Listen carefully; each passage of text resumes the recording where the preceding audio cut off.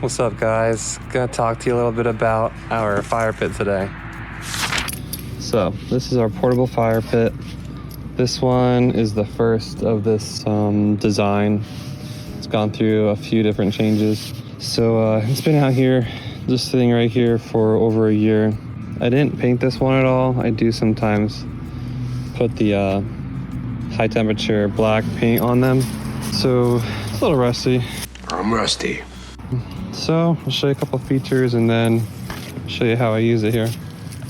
This and that are the sides, that piece at the bottom, because they make up the bottom here. This is the vent grate, and we have the ash pan down here. And these are the grill plate risers. I have the grill plate that actually keep under cover so it doesn't get all rusty. So basically this is designed to, one, not warp, because all the fire pits out there that are slide together like this, they just tend to warp because of their design. And it's also designed for maximum airflow. So we have this grate here, which actually I changed. So there's more holes in the most recent one. There's grates down here in the bottom, this under here. And then there's holes in the side. So a lot of airflow come up through the bottom of the fire and keep it nice and hot. We have the ash pan down here. That slides right in. You can slide it out and empty it. And then we have, like I said, the grill plate risers. This allows you to put the grill plate across both of them. And you can lift it up if you need less heat on it, if you're cooking too fast or whatnot. You also can put there's little notches here. You can put the grill plate right across if you don't want to buy the risers, but they don't cost much extra. So like I said, it's all steel. It comes, usually it's bare steel. There's the option for a high temp black paint, but I could use on it too. I'm interested in looking up pricing for stainless steel. It's gonna definitely be more expensive, but at least you won't have to deal with rust or repainting it. It's gonna last forever. So it's kind of light little fire. Might be a pyro, so I'm a big fan of making fires and sitting around them. Maybe it's just my inner caveman or something. I have a bunch of extra paper and stuff, so I'm just gonna use that to start it.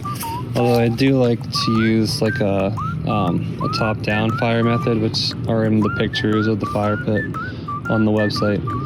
So that's where you stack your fuel in the bottom, your bigger logs, do two, cross them. So I'd say like 2 layers of fuel or 3, and then a layer or 2 of some like smaller stuff, another layer of a bit smaller, and you get to your really like tiny stuff you put on top, even smaller than that. And then you just light the like kindling or tinder on top, and it just burns down. So there's really little effort required. Once you set it up, it'll pretty much feed itself for hours. Alright, let's get started here. This is courtesy to Rough Stuff. Thank you, Rough Stuff Specialties.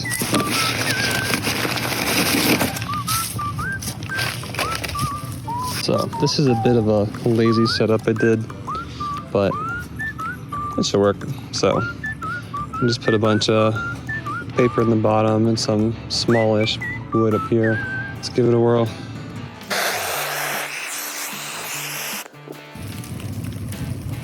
Looks like it's burning nice and hot.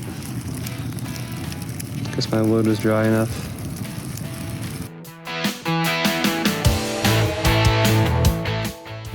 Alright, it's burning nice and hot. I just put on some more pieces of wood, some bigger pieces, and they seem a little wet, so we'll see how it does.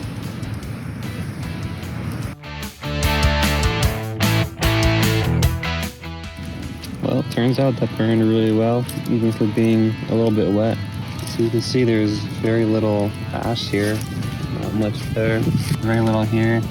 But again, you can see how the air comes up to the bottom, gets it nice and hot under there. So it burns completely, and less smoke than other fire pits.